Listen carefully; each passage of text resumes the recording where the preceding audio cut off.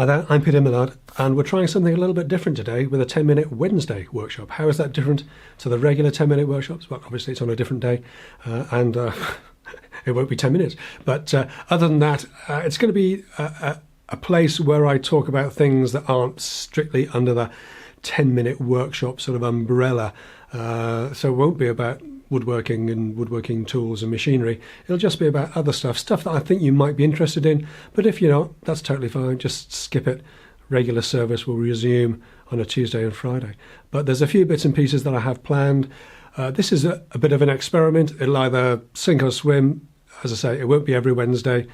And we'll see what the general reaction is to the videos. But in today's video, I'm going to be talking about the podcasting setup that I have, the gear that I use, how it's arranged in my house where I do the recordings with Andy Mac, whenever you do the Measuring Up podcast, and really how simple a setup you can have to make actually quite good quality recordings. I also recorded a few minutes, a snippet of us actually recording the first sort of 10 or 20 minutes of the podcast, the current podcast as well. So that might be of interest too. But anyway, that's enough of me yammering on. Let's get on with today's video.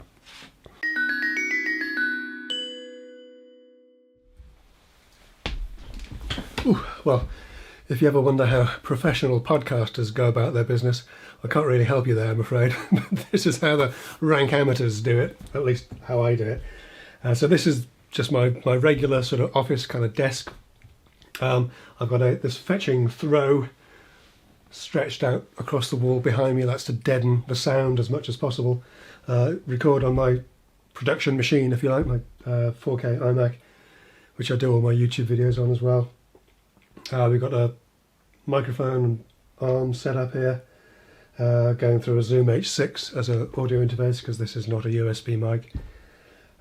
Delightful fluffy cushion to try and deaden the sound immediately behind the mic, and I've got just a throw, a little sort of blanket type thing over the hard surface of the desk, and that really does seem to help. That really does reduce the amount of echo, the amount of sort of background noise that you get.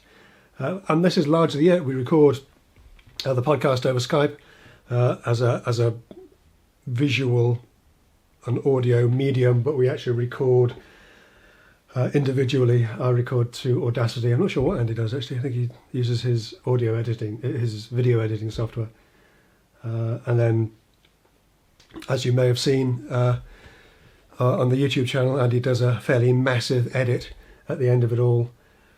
To bring the two conversations together and make it sound like we're halfway competent. But that's it. Where are we? We're about 20 minutes or so away from recording, away from starting to record. I'll run a little bit of video while we're recording, but it'll only be a short snippet because it's not that interesting, to be honest, watching two people have a conversation. So anyway, that's how easily you can do a podcast, folks, if that's of interest to you.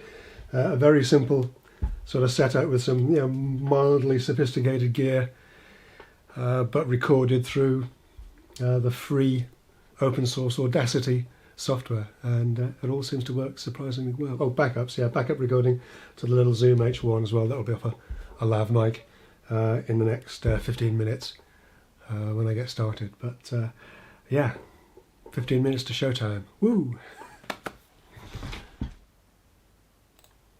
And he is unavailable. Is that you?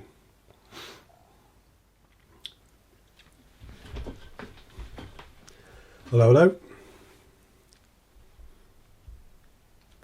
Yes, success. Hello. Sound and vision. Hold up. Skype's installed a new version of itself. Nice.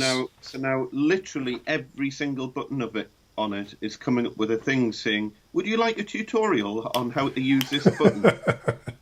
No, go skip tutorial. Are you sure you'd like to skip the tutorial? I know. Literally every single part of it is coming up with a pop-up. Madness. Where am I? Oh, I'm up there.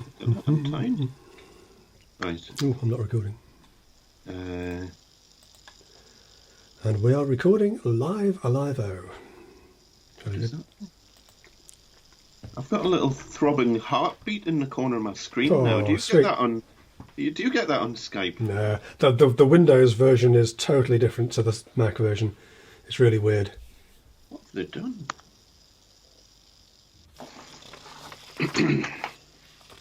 Okay, throat clearing all done. Throat clearing's done. Fantastic. Got a bottle of water. Yep. And I've got a long set of show notes. Yes. So, how are you on this very rainy October morning? Do you have rain? We haven't had rain.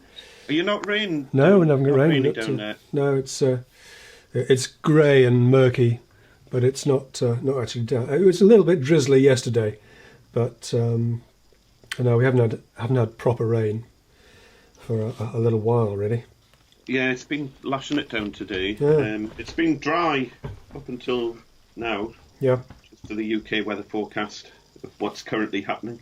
But it's been a bit like,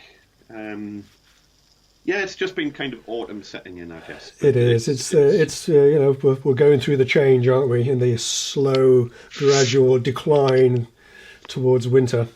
I know. We started this podcast in kind of coming out of winter, didn't we? So it was, but it was flipping cold, wasn't it? Yeah, it was really cold. Yeah, it was bitter. But I've noticed I'm having to switch the heating on in my workshop more now. Right. I have no control over the heating in my workshop. It seems to be permanently on. You've just got like a comfortable, balmy temperature constantly. It does seem to be about 24 degrees all year round. I don't quite know how they manage it, but that's quite warm. It is quite mild, which is why you'll pretty much only ever see me in a t-shirt. But yeah, I bet. Yeah. I bet. No, mine's normally the other way. I struggle to get mine even in the summer. It rarely gets above about kind of 18 degrees in there, because in the winter, because it's quite well insulated, like all around. Because when I was putting the new wall in and everything, I made sure everything was insulated. Yeah.